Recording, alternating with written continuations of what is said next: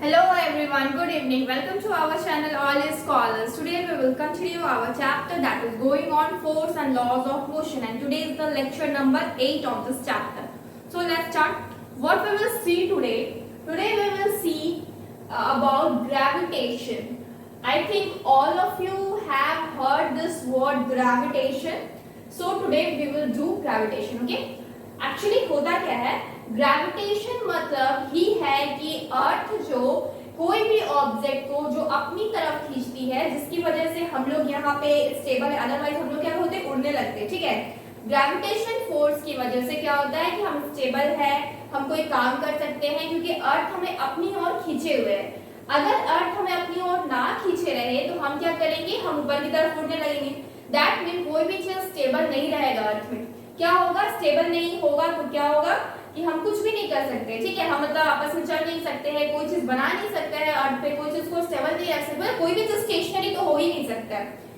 Just because of gravitational force of the our earth हम लोग क्या करते हैं, एक जगह टिके रहते हैं और हम लोग धरती पे हैं, हम लोग अर्थ पे जो मौजूद है ना, वो उसके रीजन ही क्या है कि ग्रेविटेशनल फोर्स है। ओके, तो the force gravitational force of attraction क्या होता है? The force of attraction between two particles because of their masses is called gravitational force of attraction. Okay, actually होता क्या है, ऐसा नहीं है कि अर्थ है और हम लोग है तो अर्थ हम लोग को अपनी तरफ खींच रहा है। इसके अलावा भी बहुत सारी चीजें हैं, जैसे कि आपस में, जैसे कि स्पेस में, जैसे कि आपका कोई भी प्लैनेट हो गया या फिर एस्ट्रॉयड हो गया या फिर कोई भी चीज, ठीक है, छोटी से छोटी चीज, बड़ी से बड़ी चीज क्या हो रही है, अपने मासेस की वजह से एक अट्रैक्शन में बंधी हुई है। ठीक है, एक फोर्स में बंधी हुई है अट्रैक्शन की वजह से। द फोर्स ऑफ अट्रैक्शन, और जो ये अट्रैक्शन हो रहा है ना, फोर्स जो लग रहा है, फोर्स ऑफ जो अट्रैक्शन, इसी को हम क्या बोलते हैं, ये हमेशा दो पार्टिकल्स के बीच में लगती है और इसी को हम बोलते हैं gravitational force of attraction. Suppose हम यहाँ पे हैं, ठीक है, और क्या है, दूसरी तरफ क्या है, अर्थ है। ठीक है, इधर क्या है, अर्थ है। अब अर्थ का मास तो बहुत बड़ा है, ये हम सब जानते हैं, और हम जो खड़े हैं यहाँ पे, हमारा मास क्या है, काफी छोटा है। कोई भी इंसान करना है, ठीक है, तो इसका मास क्या, काफी छोटा है। तो एक बड़ा ऑब्जेक्ट जिसका ज्यादा मास है, एक छोटा ऑब्जेक्ट जिसका बहुत ही कम मास है, क्या होगा, आपस में क्या अट्रैक्ट करेंगे? तो आंसर मिलता है ऑब्वियसली करेंगे, क्योंकि कोई भी चीज जो आपस में मतलब है और आमने सामने मतलब एक डिस्टेंस पे है, तो वो अपने डिस्टेंस के हिसाब से, वो अपने मास के हिसाब से क्या करेगी, एक दूसरे को अट्रैक्ट करेगी। यानी कि कहीं ना कहीं मैन भी पुल करता है अर्थ को और अर्थ भी पुल करता है मैन को। जस्ट बिकॉज अर्थ का जो मास है वो काफी बड़ा होता है, very very much greater than man, that's why क्या होता है कि अर्थ मैन को अपनी तरफ खींच के रखती है, और हमें लगता है अर्थ हमें अपनी ओर खींच के रखी है, क्योंकि हम उसके मतलब कंपैरिजन में बहुत कम मास के हो जाते हैं। ठीक है, जिसका मास ज्यादा है वो ज्यादा उसका अट्रैक्शन फोर्स होता है, वो ज्यादा मतलब वो चीज दिखाई देता है। एक्चुअली हम अर्थ को अपनी तरफ खींचे हैं, ये चीज दिखाई नहीं दे सकता, जस्ट बिकॉज कि हम लोग बहुत बहुत बहुत कम है अर्थ के मास के कंपैरिजन में। ओके, हमारा मास जो है बहुत कम है अर्थ के मास के कंपैरिजन में, बट अर्थ का मास दिखाई देता है बिकॉज वो एक बड़ा ऑब्जेक्ट है। ठीक है, बड़ा ऑब्जेक्ट है, इसमें ज्यादा मास है, तो वो चीज शो होता है, और जो शो होता है ना, इसी चीज का नाम क्या रख दिया, ग्रेविटेशनल फोर्स। अब जरूरी नहीं कि मैन के कंपैरिजन में हो। आप लोग जानते हैं कि जो मून है ना, मून जो है अर्थ के चारों ओर क्या करता है, रिवॉल्व करता है। ठीक है, मून जो है अर्थ के चारों ओर रिवॉल्व करता है। अब ये मून अर्थ के चारों ओर ही क्यों रिवॉल्व करता है? ये मून घूमते घूमते मतलब मार्स में, जुपिटर में क्यों नहीं चला जाता है? ये सिर्फ अर्थ को ही क्यों पकड़ के रखा हुआ है? Just because of gravitational force of attraction. ये यानी कि ग्रेविटेशनल फोर्स ऑफ अट्रैक्शन पूरी जगह है, यानी कि पूरे मतलब कहीं वर्ल्ड में नहीं, पूरे यूनिवर्स में मौजूद है, पूरे यूनिवर्स में मौजूद है ये ग्रेविटेशनल फोर्स ऑफ अट्रैक्शन। यानी कि हर जगह कोई भी दो ऑब्जेक्ट, चाहे वो बड़ा मास का हो, कम मास का हो, छोटा मास का हो, कोई फर्क नहीं पड़ता है, एक दूसरे को क्या कर रहा है, अट्रैक्ट कर रहा है। दैट मीन्स यहाँ पे अर्थ भी क्या कर रहा है, मून को अट्रैक्ट कर रहा है, मून भी क्या कर रहा है, अर्थ को अट्रैक्ट कर रहा है। इसी वजह से मून जो है सिर्फ और सिर्फ अर्थ को रोटेट कर रही है, बिकॉज दोनों के बीच में एक अट्रैक्शन फोर्स है, इसको ये अपनी ओर खींच रहा है इसको, और ये अपनी ओर खींच रहा है इसको, तो क्या कर रहा है, अट्रैक्शन फोर्स है। और इस अट्रैक्शन फोर्स की वजह से क्या हो रहा है, मून रिवॉल्व कर पा रहा है अर्थ के चारों तरफ। मून कहीं दूसरी जगह घूमने नहीं चला जा रहा है, मून क्या कर रहा है, अर्थ के चारों ओर क्या कर रहा है, रिवॉल्व कर रहा है, just because of gravitational force of attraction. यानी कि ये ग्रेविटेशनल फोर्स ऑफ अट्रैक्शन हर जगह है, कोई भी छोटी चीज हो या बड़ी चीज हो, या बड़ी चीज को छोटी चीज से कंपेयर करें या छोटी चीज को बड़ी चीज से, कोई भी जो दो ऑब्जेक्ट है एक दूसरे को क्या कर रही है, अट्रैक्ट कर रही है, ठीक है। मेरे सामने अगर कोई इंसान होगा तो क्या करेगा, वो मेरे को अट्रैक्ट करे, हम उसको अट्रैक्ट करेंगे, ठीक है। अगर हम अर्थ के कंपैरिजन में है तो भी हम अट्रैक्ट करें। उसी तरीके से चाहे ऑब्जेक्ट आपका अर्थ को हम स्पेस में लेते हैं, अगर ऑब्जेक्ट को अर्थ लिए, अर्थ भी चारों तरफ मूव कर रहा है किसके, सन के, तो वो उसको अट्रैक्ट कर रहा है, सन इसको अट्रैक्ट कर रहा है, ठीक है। तो मतलब कि और ऐसा नहीं है कि अर्थ मून इस तरह से मतलब अट्रैक्ट करते हैं। आपका जुपिटर हो गया, सैटर्न को अट्रैक्ट करेगा, सैटर्न जुपिटर को अट्रैक्ट करेगा। यानी कि जो चीज जितनी मतलब कि आप सपोज सबसे पहले मरकरी हुआ, ठीक है, वेनस अर्थ, मरकरी वेनस, इधर हो गया अर्थ, ठीक है। उसके बाद आपका नेक्स्ट हो गया क्या, मार्स, ठीक है। चारों को लेते। अब मरकरी पता है, इसका मरकरी और ये जो मार्स है इन दोनों के बीच में डिस्टेंस ज्यादा है, तो मरकरी क्या करेगा, मार्स को कम अट्रैक्ट करेगा एज कंपेयर टू वेनस। मतलब कि वेनस को ज्यादा अट्रैक्ट करेगा आपका मरकरी के कंपैरिजन। उसके बाद ये अर्थ को अट्रैक्ट करेगा। मतलब कि डिस्टेंस के हिसाब से और मास के हिसाब से क्या हो रहा है, बॉडी एक दूसरे को अट्रैक्ट कर रही है। ये जो ग्रेविटेशनल फोर्स है ये यूनिवर्सल क्या है, यूनिवर्सली ये चीज मतलब मौजूद होता है। ये जो अट्रैक्शन फोर्स है ये हर जगह मौजूद होता है, और इसी अट्रैक्शन का नाम क्या दे दिया है, ग्रेविटेशनल फोर्स ऑफ अट्रैक्शन, जिसको हम लोग ग्रेविटेशनल फोर्स भी बोल सकते हैं, okay. The force of attraction between two particles because of their masses. Mass सबसे ज्यादा मेन रोल प्ले करता है यहाँ पे, मास का सबसे बड़ा रोल होता है, क्योंकि मासेस के हिसाब से ही बॉडी क्या करती है, एक दूसरे को ज्यादा या फिर कम अट्रैक्ट कर पाती है, ठीक है। नेक्स्ट क्या है, Newton's universal law of gravitation. अब न्यूटन्स ने कुछ, न्यूटन बाबा ऐसे हैं जो हर चीज में कुछ ना कुछ बताते जा रहे हैं, ठीक है। तो बहुत सारा काम हम लोग के आसान कर दिया, ऐसा नहीं है कि मुश्किल कर दिया। तो Newton's universal law of gravitation क्या होता है ना, कि actually universal law of gravitation पे न्यूटन ने कुछ कहा है। अब जो कहा है वो एक थ्योरी बन गया है, और वो थ्योरी क्या करना होगा, हम लोगों को याद करना पड़ता है। The force of attraction acting between two particles, the force of attraction acting between two particles directly proportional to the product of their masses and inversely proportional to the square of distance between them। यानी कि क्या बोल रहा है, जो force, अब देखिए हम लोग को तो बस इतना पता था कि ग्रेविटेशनल फोर्स ऑफ अट्रैक्शन होता क्या है, और हम लोग क्या करते हैं, ये किस तरह से एक दूसरे को अट्रैक्ट कर रहा है, बस इतना पता है, मासेस के हिसाब से एक दूसरे को अट्रैक्ट कर रहा है। कौन कितना कर रहा है मेरे को नहीं पता। अब न्यूटन बाबा ने क्या किया, इस चीज को फाइंड आउट किया कि कौन कितना अट्रैक्ट कर रहा है, कैसे यूनिवर्सल अट्रैक्शन जो है, ग्रेविटेशनल फोर्स ऑफ अट्रैक्शन है क्या और इसकी वैल्यू क्या है, ये सब चीज हमें किसने दी, न्यूटन ने, और उसका थ्योरी भी दिया है, उसको प्रूफ किया बकायदा, और उसका मैथमेटिकल एक्सप्रेशन भी दिए हैं। तो न्यूटन ने क्या कहा, कि जो फोर्स ऑफ अट्रैक्शन है दो पार्टिकल्स के बीच में, ये किसकी वजह से हो रहा है, डायरेक्टली प्रोपोर्शनल है, किसके, डायरेक्टली प्रोपोर्शनल आपके प्रोडक्ट ऑफ देयर मासेस। यानी कि दो ऑब्जेक्ट है, सपोज एक मैन और एक अर्थ का है, इसका मास मान लेते हैं m1 है और इसका मास मान लेते हैं m2 है। तो जो ये ग्रेविटेशनल फोर्स ऑफ अट्रैक्शन है ना, यहाँ तक हमें वैल्यू मालूम नहीं है कि ग्रेविटेशनल फोर्स ऑफ अट्रैक्शन हम निकालेंगे कैसे, लेकिन अब हमें पता चल गया है कि ग्रेविटेशनल फोर्स ऑफ अट्रैक्शन जो है, अगर उसको हम G कैपिटल G से हम लिखते हैं, तो हम क्या करेंगे, ये मेरा डायरेक्टली प्रोपोर्शनल हो जाएगा किसके, product of their masses, that means m1 जो इसका मास है, एंड प्रोडक्ट हुआ तो मतलब मल्टीप्लाई होता है, और m2 यानी कि जो अर्थ का मास है, यानी कि जो G प्रोपोर्शनल है, डायरेक्टली प्रोपोर्शनल किसका हो गया, m1 एंड m2 का हो गया, यानी कि इसका मास और इसका मास, क्योंकि हम यहाँ एग्जांपल लिए हैं दो ही ऑब्जेक्ट का, that is man and earth. तो हम क्या किए, दोनों मास को क्या किए, प्रोडक्ट किए, और वो ये मेरा क्या है, ग्रेविटेशनल फोर्स को निकालने के लिए क्या करना होगा, हमें निकालने के लिए इसको डायरेक्टली प्रोपोर्शनल बनाना होगा, इसके साथ दो ऑब्जेक्ट जिसका हम निकाल रहे हैं, जिसके बीच का हमको ग्रेविटेशनल फोर्स चाहिए, उनके बीच का, जिसके बीच का ग्रेविटेशनल फोर्स हमें चाहिए, उसका क्या करेंगे, मास को प्रोडक्ट कर देंगे, ओके।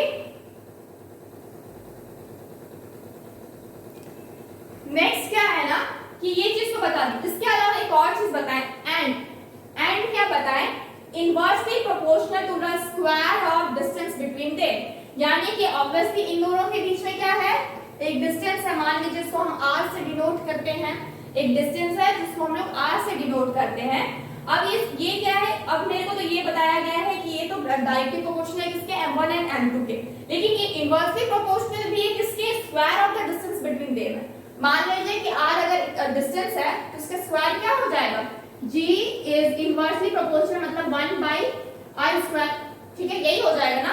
यानी कि क्या बोला जा रहा है कि जो ग्रेविटेशनल फोर्स है इसको निकालने का तरीका क्या है कि ये जो फोर्स होता है ये मेरा क्या होता है, डायरेक्टली प्रोपोर्शनल होता है m1 एंड m2 का। यानी कि दो ऑब्जेक्ट जिसका हमको निकालना है ग्रेविटेशनल कांस्टेंट, उसका क्या करेंगे हम m1 एंड m2 मल्टीप्लाई करेंगे, मतलब दोनों का मास इसको मल्टीप्लाई करेंगे, दोनों के प्रोडक्ट को मल्टीप्लाई करेंगे और हम क्या करेंगे डायरेक्टली प्रोपोर्शनल बना देंगे किसके, ग्रेविटेशनल फोर्स के। इसके अलावा क्या करेंगे, जो डिस्टेंस है दोनों के बीच का, मतलब जो दूरी है डिस्टेंस है उसका क्या करेंगे, उसका स्क्वायर करेंगे और ये मेरा इनवर्सली प्रोपोर्शनल होता है। यानी कि g is inversely proportional of distance between the object. ठीक है, और square of the distance between of the object. Okay, तो ये मेरा किसने बताया, न्यूटन ने मुझे बताया।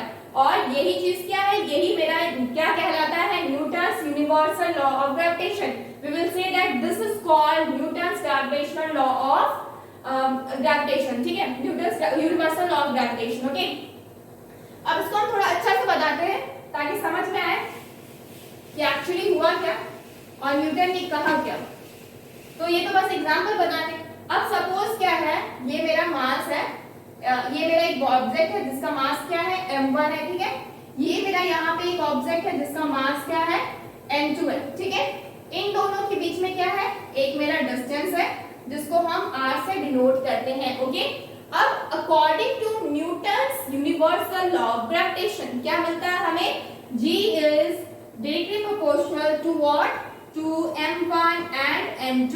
ठीक है, इन दोनों का ऑब्जेक्ट को अगर ले तो दोनों का जो मतलब जो ये है क्या बोलते हैं, मास का प्रोडक्ट करेंगे तो मेरा g के प्रोपोर्शनलिटी होगा। ठीक है, और नेक्स्ट आपका न्यूटन से gravitational universal law of gravitation से क्या मिलता है मुझे, ये मिलता है कि ये जो g होता है ये इनवर्सली प्रोपोर्शनल होता है square of the distance between them. तो यहाँ पे डिस्टेंस कितना लिए हम r लिए सपोज, तो यहाँ पे डिस्टेंस क्या हो गया, मतलब 1 डिवाइडेड बाय r² हो गया। अगर दोनों को हम मर्ज करते हैं दैट इज, तो क्या हो जाएगा, दोनों को अगर मर्ज करेंगे तो क्या हो जाएगा, g is directly proportional to what, m1 m2 divided by r²। कुछ ऐसा हो जाएगा। ठीक है, बॉडी कुछ ऐसा बताएगा हमको, सॉरी जो इक्वेशन है कुछ इस तरह से बनेगा, g is directly proportional to m1 into m2 divided by r²। Okay, next line में हमको क्या करना है, हमको पता है कि ये प्रोपोर्शनलिटी को हमेशा हमें क्या करना रहता है, हटाना रहता है। उप्स सॉरी यार, g नहीं होगा, ये फोर्स है ना, फोर्स f होगा, सॉरी ये f होगा, क्योंकि हमको क्या बोला है, जो फोर्स है between the force of attraction acting between two particles. ठीक है, यानी कि जो ये फोर्स है मेरा, ठीक है, जो अट्रैक्शन का जो फोर्स होता है ना उसको f से डिनोट करते हैं, हम g से डिनोट नहीं करते। ठीक है, अब ये प्रोपोर्शनलिटी को हमको क्या करना है, हटाना है। जब इसको हम हटाएंगे तो क्या हो जाएगा, f इज इक्वल टू, अगर प्रोपोर्शनलिटी का साइन को हटाते हैं तो हमेशा क्या रखते हैं, एक कांस्टेंट वैल्यू को रखते हैं, और वो कांस्टेंट वैल्यू क्या होता है, capital G।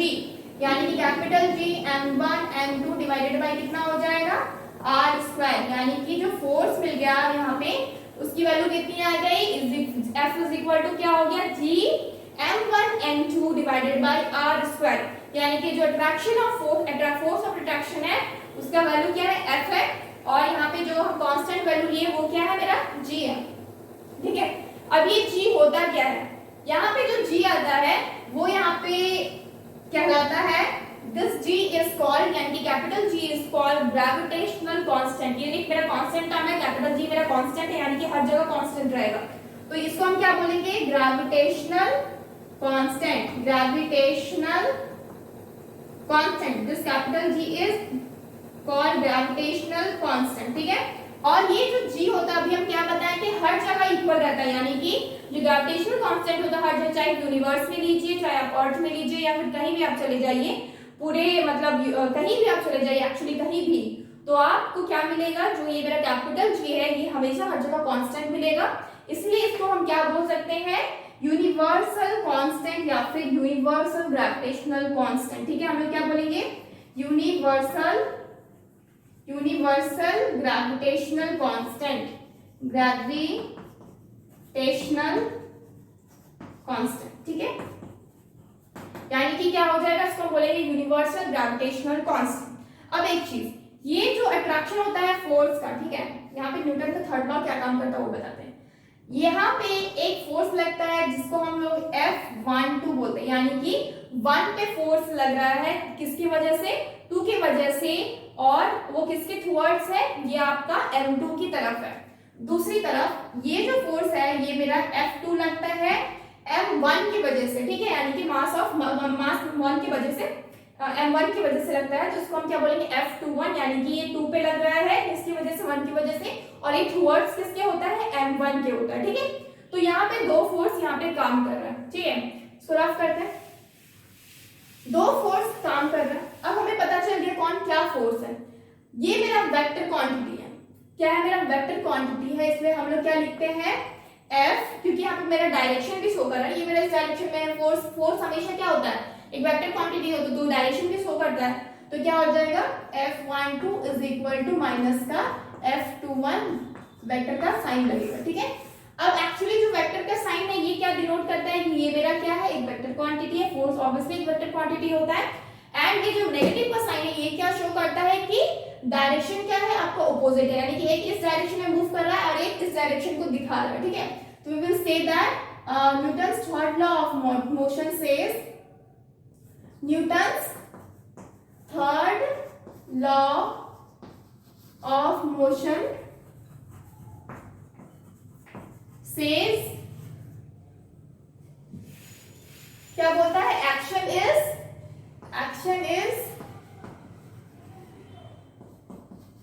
Newton's third law of motion says action is reaction of any action is equal and opposite, ठीक है, reaction of any action is equal and opposite, ठीक है।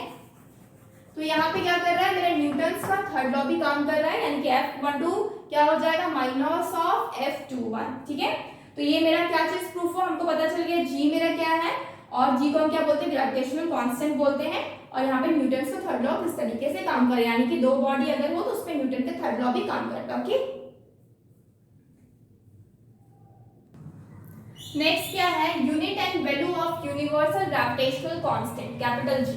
The gravitational constant G is defined as, gravitational constant का definition है, क्या define करता है, the gravitational constant G is defined as the force of attraction acting between two masses each of 1 kg placed at a separation of 1 metre.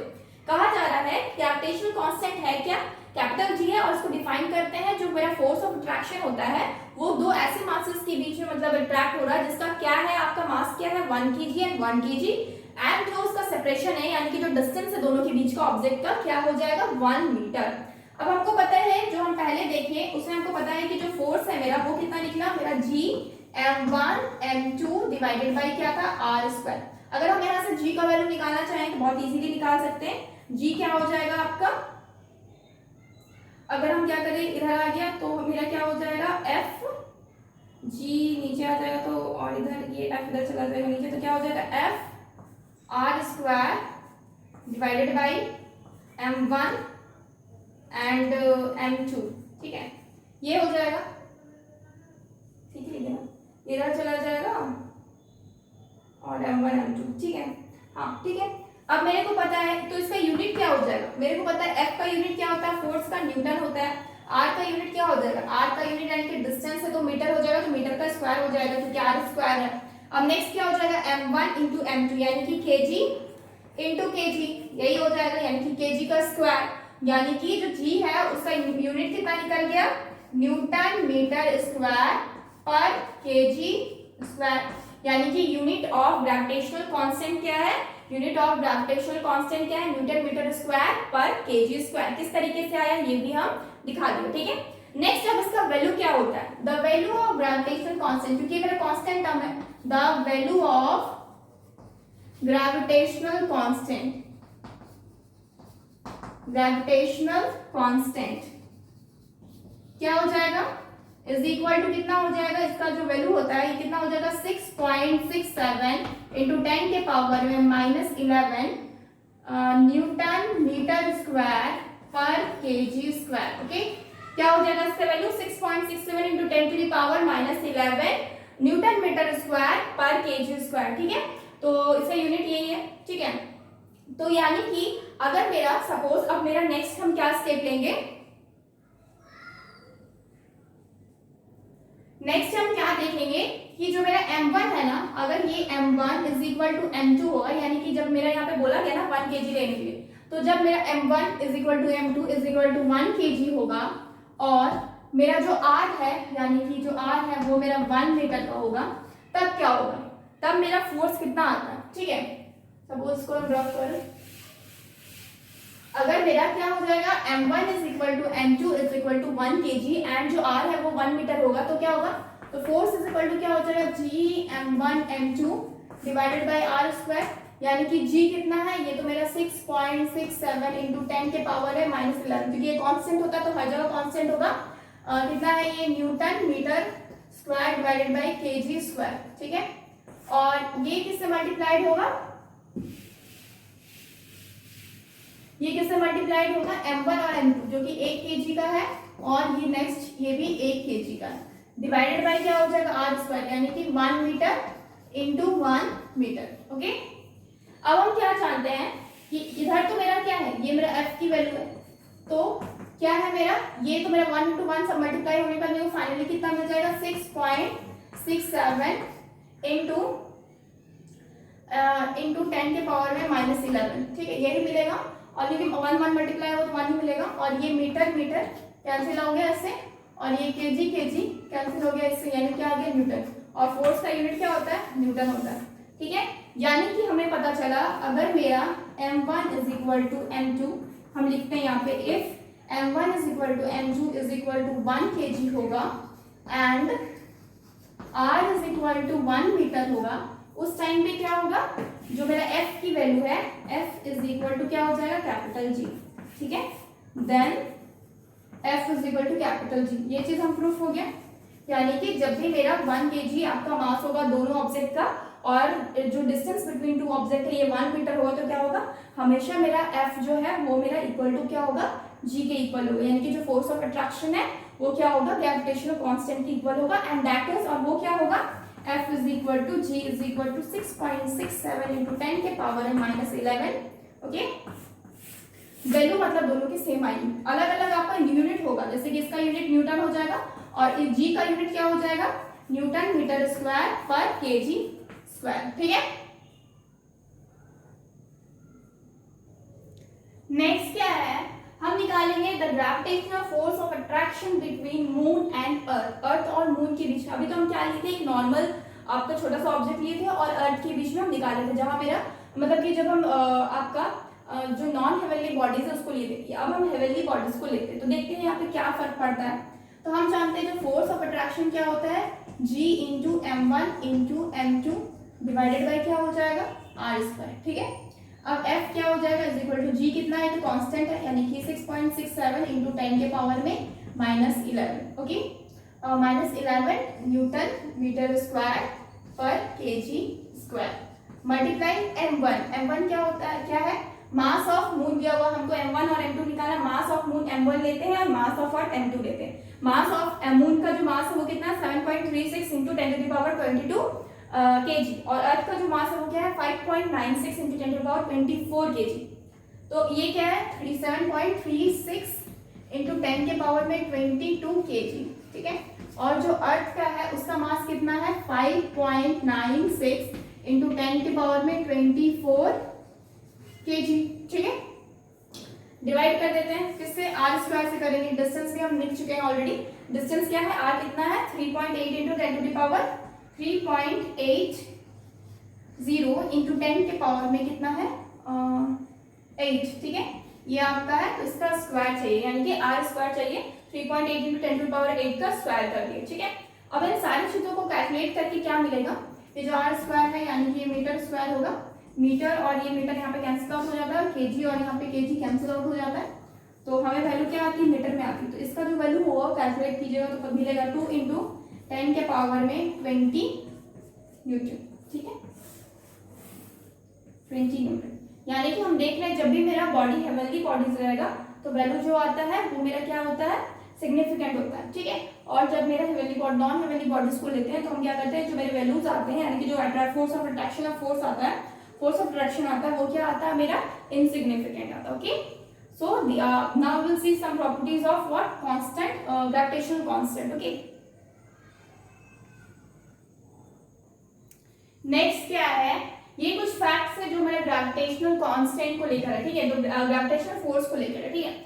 तो the gravitational force between two masses is always attractive, हमको पता है इसका नाम ही क्या है, the gravitational force of attraction. इसीलिए ये जो ग्रेविटेशनल फोर्स है दो मासेस के बीच में हमेशा क्या होगा, अट्रैक्टिव होगा। Second, it obeys inverse square law, obviously क्योंकि हम क्या करते हैं, जो हम डिवाइड करते हैं इनवर्सली जो प्रोपोर्शनल करते हैं वो किसका क्या करते हैं, product of distance between them, two object का जो डिस्टेंस होता है उसका प्रोडक्ट का हम लोग ये करते हैं स्क्वायर करते हैं, ओके। सो प्रोडक्ट का नहीं, सॉरी, जो आपका डिस्टेंस है उसको क्या करते हैं, स्क्वायर करते हैं, ठीक है। तो ये क्या करता है, इनवर्स स्क्वायर लॉ उसी को बोलते हैं हम। इनवर्सली क्या करते हैं, उसका स्क्वायर लेते हैं, ठीक है, किसका, distance of the two object. तो ये क्या करते हैं, it obeys inverse square law by doubling the separation को डबल करके between the two masses the force of attraction between them is reduced to 1/4। अगर हम क्या करें, डबल कर दे इसके सेपरेशन को, यानी कि जो डिस्टेंस है ना वो कम कर दे, आधा कर दे, तो ऑटोमेटिक क्या हो जाएगा, 1/4 पार्ट जो अट्रैक्शन है वो रिड्यूस हो जाएगा। यानी कि अगर मेरा जो r है, पहले मेरा सपोज r है, ठीक है, अगर हम सपोज r लिए, ठीक है, पहले का जो डिस्टेंस है वो r लिए, उसको हम क्या कर दिए, डबल कर दिए, यानी कि और बढ़ा लिए, यानी कि 2r कर दिए, यानी कि डिस्टेंस हम क्या दिए, पहले r था और अब मेरे को क्या मिल गया, 2r मिल गया। तो अट्रैक्शन जो है वो कितना हो जाएगा, 1/4 हो जाएगी। ऑब्वियसली जो बॉडी दूर हो जाएगी ना, मतलब ज्यादा बॉडी दूर हो जाएगी, आपका डिस्टेंस क्या होगा, बढ़ जाएगा, तो क्या हो जाएगा, आपका जो अट्रैक्शन है ना दो बॉडीज के बीच में वो क्या हो जाएगा, वो आपका घट जाएगा। यानी कि यहाँ पे अट्रैक्शन फोर्स अगर F है तो दूसरी यहाँ पे अट्रैक्शन फोर्स क्या हो जाएगा, F डिवाइडेड बाई 4, यानी कि 1/4 हो जाएगा अट्रैक्शन फोर्स, ठीक है। फोर्स ऑफ अट्रैक्शन क्या हो जाएगा, 1/4 हो जाएगा अगर हम डबल कर दिए डिस्टेंस को दो ऑब्जेक्ट का, ठीक है। यानी कि अल्टीमेटली पता ये चलता है कि दो ऑब्जेक्ट को जितना दूर करेंगे उतना ज्यादा आपका क्या होगा, फोर्स ऑफ अट्रैक्शन रिड्यूस होगा, कम होगा, okay. Next, due to very small magnitude, बहुत ज्यादा कम मैग्नीट्यूड जब दो बॉडीज का रहता है, due to very small magnitude of value of g का जो वैल्यू है वो आपका वेरी स्मॉल मैग्नीट्यूड का, जब जी की वैल्यू क्या रहती है, बहुत छोटा रहता है, बहुत कम रहता है। It is not significant between ordinary bodies, but it is quite significant between two heavenly bodies. यानी कि अगर मतलब मैग्नीट्यूड जो जी का है बहुत कम है, इसका मतलब ये बहुत कम, मतलब कि एक्चुअली जो मतलब जैसे कि हम बताएं अभी कि दो हेवनली बॉडीज लिए, यानी कि अर्थ लिए और मून लिए, तो उसमें हम क्या देख रहे थे, जो वैल्यू आई थी वो मेरा काफी सिग्निफिकेंट थी। जो हम दूसरी तरफ अगर लेते हैं, अगर हम 1 kg का मास और 1 kg का मास लिए थे, यानी कि जब मास जो है वो बहुत कम लेते थे तो मेरा वैल्यू क्या था, इनसिग्निफिकेंट था।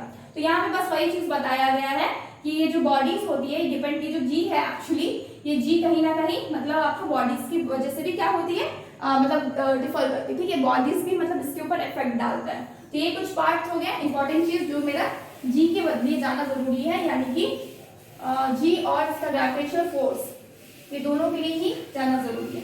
अब एक्चुअली न्यूटन ने क्या किए थे, ये न्यूटन जो है ग्रेविटेशनल फोर्स ऑफ अट्रैक्शन को न्यूटन क्या किए थे, न्यूटन जो है explain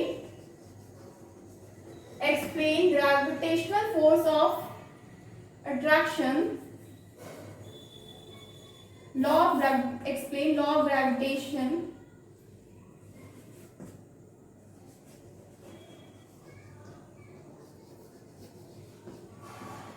Newton explain law of gravitation in, मतलब कि ये ग्रेविटेशन किसमें एक्सप्लेन थी, ये जो न्यूटन ने कहा था कि जो प्लैनेट है वो जो अर्थ की तरफ रिमूव करिए, अर्थ के चारों ओर रिमूव, प्लैनेट्स रिवॉल्व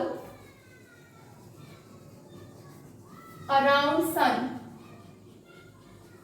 ये किसका एग्जाम्पल है, ये बोला जा रहा लॉ ऑफ ग्रेविटेशनल एग्जाम्पल है, ये न्यूटन ने कहा था, एक्सप्लेन किया था। इसके अलावा मून भी क्या करता है, रिवॉल्व करता है, मून रिवॉल्व अराउंड किसका, अर्थ का, ठीक है। इसके अलावा ग्रेविटेशनल फोर्स ऑफ अट्रैक्शन कहां पे लग रहा है, फ्री फॉलिंग बॉडीज में, ठीक है। यहां भी क्या हो रहा है, आपका लॉ ऑफ ग्रेविटेशन यूज हो रहा है, ओके, ठीक है। तो इन चीजों में क्या हो रहा है, फ्री फॉलिंग बॉडीज का मतलब इसके मोशन का मतलब यूज कर रहे हैं।